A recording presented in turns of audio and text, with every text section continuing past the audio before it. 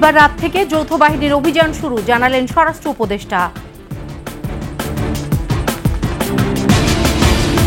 মুক্ত হলেন আরব আমিরাতের 57 বাংলাদেশি, দেশে ফিরবেন শিগগিরই। গণমাধ্যমকে সরকারের ভুল ত্রুটি তুলে ধরার আহ্বান প্রধান উপদেষ্টার।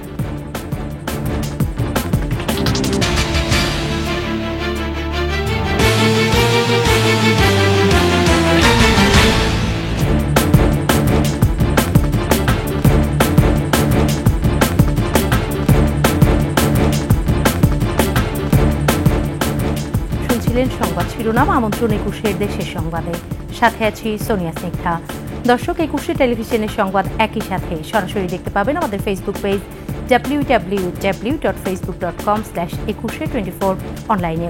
এছাড়াও সাবস্ক্রাইব করতে পারেন www.youtube.com/21 চ্যানেলে। বুধবার থেকে অবৈধ অস্ত্র উদ্ধার ও অপরাধী গ্রেফতারে যৌথ বাহিনীর অভিযান শুরু হবে বলে জানালেন স্বরাষ্ট্র উপদেষ্টা লেফটেন্যান্ট জেনারেল অবসরপ্রাপ্ত মোহাম্মদ জাহাঙ্গীর আলম চৌধুরী। দুপুরে আইন শৃঙ্খলা সংক্রান্ত উপদেষ্টা পরিষদের প্রথম সভা শেষে সাংবাদিকদের তিনি কথা জানান।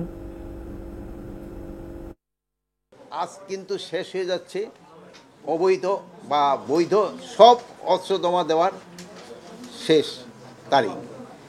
আগামীকাল রাত 12টা থেকে আমাদের যৌথ বাহিনীর অপারেশন শুরু হবে হাতিয়ার কালেকশনের জন্য। আমি এই ব্যাপারেও আপনাদেরও সহযোগিতা চাচ্ছি। অবশেষে মুক্ত হলেন হাসিনা সরকারের বিরুদ্ধে বিক্ষোভ জানানো আরব আমিরাতে সাজাপ্রাপ্ত 57 বাংলাদেশি। প্রেসিডেন্ট শেখ মোহাম্মদ বিন জায়েদ আল নাহিয়ান তাদের সাধারণ ক্ষমা ঘোষণা করেছেন। একই সঙ্গে নির্দেশ দেওয়া হয়েছে তাদেরকে দেশে ফেরত পাঠানোরও। ছাত্র আন্দোলনের প্রতি সংহতি জানিয়ে এই প্রবাসীরা প্রতিবাদী কর্মসূচি পালন করেন দেশটিতে। আরও জানাচ্ছেন দুলি মল্লিক। বাংলাদেশি শিক্ষার্থী জনতার আন্দোলনের প্রতি সংহতি জানিয়ে গেল 19 জুলাই রাস্তায় নামেন সংযুক্ত আরব আমিরাতের প্রবাসী বাংলাদেশিরা। হাসিনা সরকারের দুঃশাসনের প্রতিবাদ জানাতে গিয়ে চরম শাস্তির শিকার হতে হয় 57 বাংলাদেশিকে। তাদেরকে গ্রেপ্তার করে বিভিন্ন মেয়াদের সাজা দেয় আবুধাবির ফেডারেল কোর্ট অব আপিল। 3 জনকে যাবজ্জীবন, 53 জনকে 10 বছর ও বাকি একজনকে 11 বছর সাজা দেওয়া হয়। শেখ হাসিনার পতনের পর অন্তর্বর্তী সরকারের দায়িত্ব নেন নোবেলজয়ী ডক্টর মোহাম্মদ ইউনূস। এর পরপরই দ্রুততার সঙ্গে এসব বাংলাদেশিকে মুক্ত করার ব্যাপারে উদ্যোগ নেন তিনি। চিফ অ্যাডভাইজার সাহেব সম্মতি দিয়েছেন যে উনি নিজে কথা বলবেন তাদের ঊর্ধ্বতন কর্তৃপক্ষের সাথে, যাতে করে তারা এই সহায়তাটা পেতে পারে। এরই ধারাবাহিকতায় 1 মাসেরও বেশি সময় বন্দী থাকার পর অবশেষে মুক্তি পেলেন 57 বাংলাদেশি। সাজাপ্রাপ্ত বাংলাদেশিদের ক্ষমা করে দেন দেশটির প্রেসিডেন্ট শেখ মোহাম্মদ বিন জায়েদ আল নাহিয়ান। আরব আমিরাতের attorney general doctor Hamad Al Samsi এরই মধ্যে সাজা বাতিল করে বাংলাদেশিদের দেশে পাঠানোর কথা জানিয়েছেন। একই সঙ্গে দেশটিতে বসবাসরত সব প্রবাসীকে আরব আমিরাতে আইন মেনে চলার আহ্বান জানান। দুলি মল্লিক, ডেস্ক রিপোর্ট, 21 টেলিভিশন। যেসব আইনে সাংবাদিক নিপীড়নের ধারা আছে সেসব ধারা বাতিল ও সংস্কারের প্রস্তাব দিয়েছে সম্পাদক পরিষদ। অন্তর্বর্তী সরকারের প্রধান উপদেষ্টা ডক্টর মোহাম্মদ ইউনূসের সঙ্গে বৈঠকে কর্মক্ষেত্রে সাংবাদিকদের নিশ্চয়তা ও যত্রতত্র খুনের মামলা বন্ধে সুস্পষ্ট ব্যবস্থা নেওয়ারও আহ্বান জানানো হয়। আরব আমিরাতে সাজা থেকে মুক্তি পাওয়া 57 আন্দোলনকারীদের মুক্তির খবর দিয়ে প্রধান উপদেষ্টা মোহাম্মদ ইউনূস জাতীয় ঐক্যমত প্রতিষ্ঠার আহ্বান জানান। এদিকে প্রধান উপদেষ্টার সঙ্গে বৈঠক করে শিল্প কারখানার নিরাপত্তা নিশ্চিতের আহ্বান জানিয়েছেন ব্যবসায়ীরা। বিস্তারিত আকবর হোসেন সুমনের রিপোর্টে। রাষ্ট্রীয় অতিথি ভবন যমুনায় প্রধান উপদেষ্টা ডক্টর মোহাম্মদ ইউনূসের সঙ্গে বৈঠক করে সম্পাদক পরিষদ। পত্রিকার 20 সম্পাদক অংশ নেন এই বৈঠকে। সংবিধান ও গণমাধ্যম আইন সংস্কারের প্রস্তাব দেন সম্পাদকরা। আলোচনায় উঠে আসে অন্তর্বর্তী সরকারের মেয়াদ, বিভিন্ন কমিশন ও আইন শৃঙ্খলা বাহিনী সংস্কারের বিষয়গুলো। বৈঠক শেষে সংযুক্ত আরব আমিরাতে 57 সাজাপ্রাপ্ত ব্যক্তির মুক্তিতে প্রধান উপদেষ্টার অবদান তুলে ধরেন সম্পাদক পরিষদের সভাপতি মাহফুজ আনাম। 57 জনকে তারা যাবজ্জীবন কারাদণ্ড দিয়েছিল এবং সেখানে আমাদের প্রধান উপদেষ্টার ব্যক্তিগত উদ্যোগে ওখানকার আমিরের সঙ্গে যোগাযোগের মাধ্যমে আপনাদের আজকে এই সুখবর প্রধানত উপদেষ্টা আমাদেরকে বললেন যে তাদের সবাইকে মাফ করে দেওয়া হয়েছে। গণমাধ্যমে সাংঘর্ষিক কালাকানুন বাতিল সহ সাংবাদিক হয়রানির মামলা বন্ধেরও আহ্বান জানিয়েছে সম্পাদক পরিষদ। সম্পাদক হিসেবে আমি যে প্রশ্নটা উত্থাপন করেছি সেটা হচ্ছে সাংবাদিকদের নিশ্চয়তা এবং সাংবাদিকদের ব্যাপারে যে এরকম যত্রতত্র খুনের মামলা হচ্ছে এটা যেন বন্ধ হয় এবং এই ব্যাপারে সরকার যেন সুস্পষ্ট একটা অবস্থান নেন।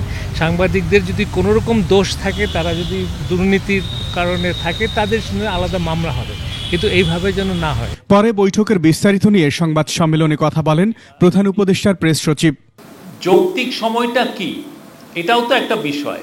সেটাই উনি আমাদের প্রধান উপদেষ্টা জানতে চেয়েছেন এডিটরদের কাছ থেকে যে যৌক্তিক সময়টা কি, আপনারাই বলেন। তিনি সরাসরি তাদের কাছে জানতে চেয়েছেন যে যৌক্তিক সময়টা কি, এটা কি 1 বছর না 6 মাস না 2 বছর না 3 বছর। এর আগে ব্যবসায়ী প্রতিনিধিরা প্রধান উপদেষ্টার সঙ্গে দেখা করে শিল্প কারখানার নিরাপত্তা নিশ্চিতের আহ্বান জানান। আমরা বলছি পুলিশকেই করতে হবে, এটা পুলিশেরই কাজ, ইন্ডাস্ট্রিতে ইন্ডাস্ট্রিয়াল পুলিশের কাজ। তারপরে এদেরকে সাহায্য করার জন্য কোনো বিশেষ সময়ে বিজিবি আর্মি বিশেষ সময়ের জন্য আসে, এটা তো ওদের ফাংশন না। তো কিন্তু পুলিশ ওই র্যাব এদেরকে অবশ্যই রিঅর্গানাইজ করবে এবং এটা করতেছে। অন্তর্বর্তী সরকারকে আবারও তাদের সমর্থনের কথা জানান ব্যবসায়ীরা। আকবর হোসেন সুমন, 21 টেলিভিশন, ঢাকা। আশুলিয়ায় ছাত্র জনতার মরদেহ পোড়ানোর ঘটনায় সরাসরি জড়িত ছিলেন ঢাকা জেলার সাবেক অতিরিক্ত পুলিশ সুপার আবদুল্লাহ হিল কাফি সহ পুলিশের 3 কর্মকর্তা ও 1 সদস্য। কাফি আটক হলেও তার সহযোগী গোয়েন্দা পুলিশের পরিদর্শক আরাফাত হোসেন, আশুলিয়া থানার তৎকালীন ভারপ্রাপ্ত কর্মকর্তা AFM সায়েদ ও কনস্টেবল রেজাউল করিম এখনও ধরাছোঁয়ার বাইরে। পুলিশ ও প্রত্যক্ষদর্শীদের সাথে কথা বলে এমন তথ্য মিলেছে। বিস্তারিত জানাচ্ছেন শাকের আরজু।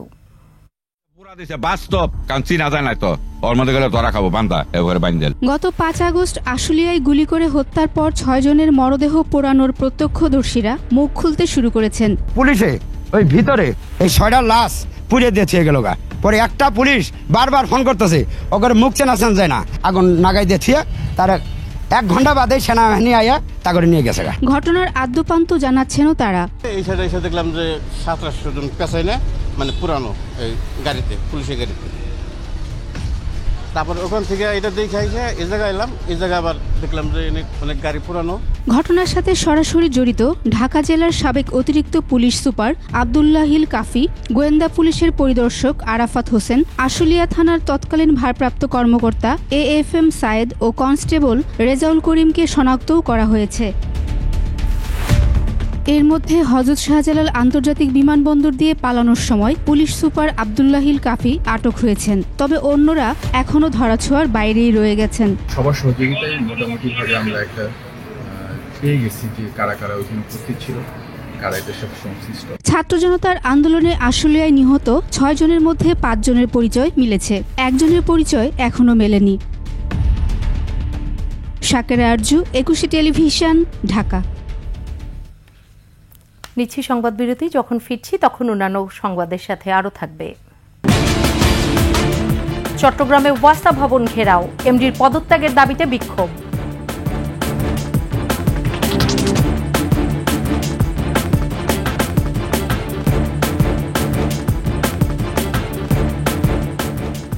আবারও আমন্ত্রণ 21 দেশের সংবাদে।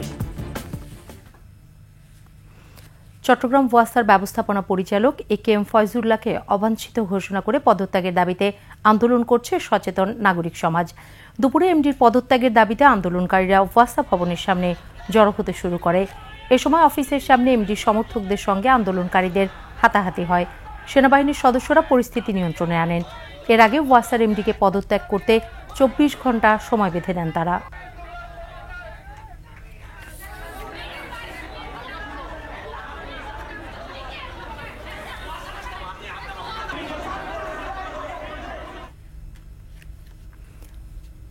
মৌলভীবাজারের কুলাউড়া সীমান্তে ভারতীয় সীমান্তরক্ষী বাহিনী BSF এর গুলিতে স্বর্ণা দাস নামে এক কিশোরী নিহত হয়েছে। গুলিবিদ্ধ হয়ে আহত হয়েছেন আরও এক দম্পতি। কুলাউড়া থানা অফিসার ইনচার্জ বিনয় ভূষণ রায় জানান, রোববার রাতে লালারচক সীমান্ত দিয়ে জুরির বাসিন্দা পরেন্দ্র দাসের স্ত্রী ও মেয়ে স্বর্ণা স্থানীয় দালালের মাধ্যমে লালাচক সীমান্ত দিয়ে ভারতের ত্রিপুরা যাওয়ার চেষ্টা করেন। এ সময় বিএসএফ তাদের গুলি করলে স্বর্ণা নিহত হয়। তাদের সাথে থাকা এক দম্পতিও সে সময় আহত হন। নিহত কিশোরীর বাবা পরেশচন্দ্র জানান, গতকাল বিজিবি তাদের বাড়িতে এসে এই খবর দেয়। তবে ভারতীয় গণমাধ্যম বলছে বিজিবির গুলিতেই ওই কিশোরী নিহত হন। মৃতদেহ এখনও হস্তান্তর করা হয়নি। টাঙ্গাইলের ঘাটাইলে উপজেলা প্রশাসনের কর্মকর্তা কর্মচারীদের অনিয়ম, চাঁদাবাজি, দুর্নীতি ও হুমকির প্রতিবাদে মানববন্ধন হয়েছে। সকালে সাগরদিঘি বাজার ইউনিয়নে দুর্নীতিবাজ সব কর্মকর্তাদের অপসারণের দাবি জানানো হয়। ইউনিয়ন পরিষদের চেয়ারম্যান অভিযোগ করেন, উপজেলা প্রশাসনের কর্মকর্তারা বিভিন্ন প্রকল্প থেকে 20 থেকে 40% কমিশন নিয়ে থাকেন। কমিশন না দিলে কেউ কাজ করতে পারেন না বলে জানান তারা।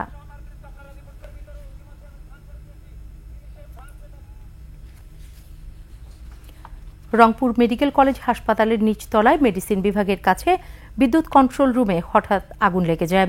সকালে আগুন ছড়িয়ে পড়লে হাসপাতাল জুড়ে আতঙ্ক ছড়িয়ে পড়ে। আধা ঘন্টা পর আগুন নিয়ন্ত্রণে আসে। বিদ্যুতের শর্ট সার্কিট থেকে আগুনের সূত্রপাত হয়েছে বলে প্রাথমিকভাবে ধারণা করছে কর্মকর্তা কর্মচারীরা।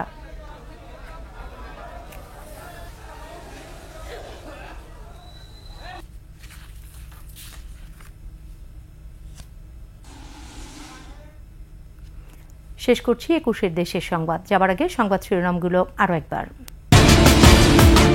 বুধবার রাত থেকে যৌথ বাহিনীর অভিযান শুরু, জানালেন স্বরাষ্ট্র উপদেষ্টা।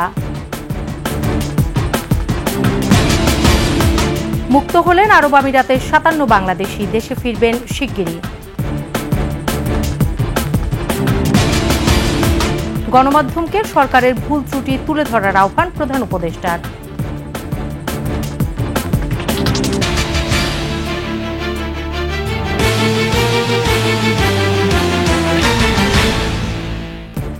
সর্বশেষ সংবাদ জানতে ডায়াল করুন 2021 নম্বরে, আর ভিজিট করুন ekushe-tv.com ওয়েবসাইটে। এছাড়া ফেসবুকে ভিজিট করতে পারেন www.facebook.com/ekushe24 অনলাইনে। এছাড়াও সাবস্ক্রাইব করতে পারেন www.youtube.com/ekushe-etv চ্যানেলে। এতক্ষণ সাথে থাকার জন্য ধন্যবাদ। পরবর্তী সংবাদ সন্ধ্যা 6:55 দেখার আমন্ত্রণ রইল। একুশের সাথেই থাকুন।